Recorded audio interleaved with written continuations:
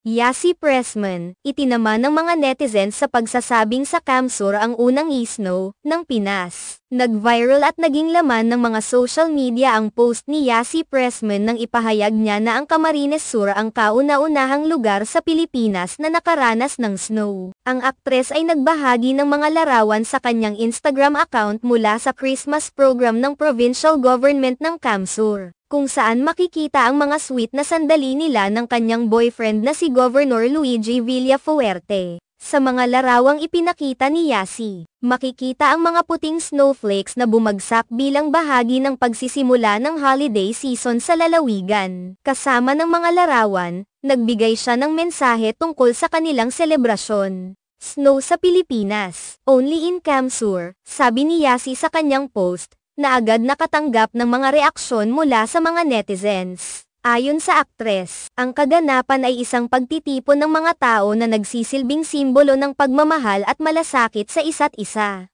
Nagsama-sama po tayo para sa isang gabi na puno ng pagmamahal at sumisimbolo ng pagmamalasakit para sa isa't isa. Salamaton ng marhay sa pagdala nindo at Daygos po sana ang pagbibigay natin ng ngiti sa isa't isa. Buong buwan po natin ay celebrate ang Pasko, ganyan po tayong mga Pinoy di po ba? Dagdag pa niya. Gayunpaman, hindi pinalampas ng ilang netizens ang kanyang post at agad nilang kinontra ang sinabi ng aktres. Marami ang nagbigay ng komento at nagsabi na may mga lugar sa Pilipinas tulad ng Baguio at La Union na mayroon na ring ganitong snow o simulating snow effect. Ang ilan sa kanila ay nagbigay ng kanilang opinyon, katulad ng isang netizen na nagsabi, "Hahaha, di pa man kayo nakita ko na mga pa sa Baguio." Isang pahayag na tila nagpapakita ng hindi pagkakasundo sa claim na ito ay eksklusibo sa Camsur. Isang netizen naman ang nagkomento, "Anong only in Camsur may ganyan sa Baguio?"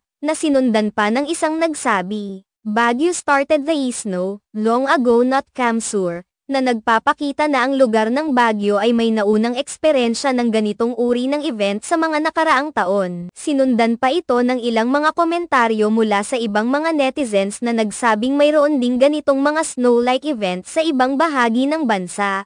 Baguio was first, sabi ng isa pang netizen. At may nagsabi ring, meron din dito sa La Union, pati na rin isang komento na nagsasabing, "Jasmine, normal yan sa Pampanga," na nagpapakita na hindi lahat ng tao ay naniniwala sa eksklusibong deklarasyon ni Yasi tungkol sa Camsur. Ang mga ganitong reaksyon ay nagpapatunay ng pagiging maingat ng mga netizens sa mga pahayag na ibinabahagi online, at nagpapakita ng kaalaman ng mga tao sa iba't ibang lugar sa bansa na may mga ganitong espesyal na kaganapan na may kinalaman sa pagpapakita ng snow effect sa mga selebrasyon ng Pasko. Sa kabila ng mga komento at pagtutol mula sa iba, si Yasi ay nagpatuloy sa pagpapahayag ng kanyang kagalakan at pagpapasalamat sa suporta na natamo mula sa mga tao sa Camarines Sur at sa mga tumangkilik sa kanilang event. Ang kanyang post ay nagbigay din ng pagkakataon para mapag-usapan ang iba't ibang mga lugar sa Pilipinas na may mga katulad na kaganapan at mga espesyal na selebrasyon tuwing Pasko. Ngunit ito rin ay nagbigay diin sa kahalagahan ng pagmamalasakit at pagdiriwang bilang isang komunidad.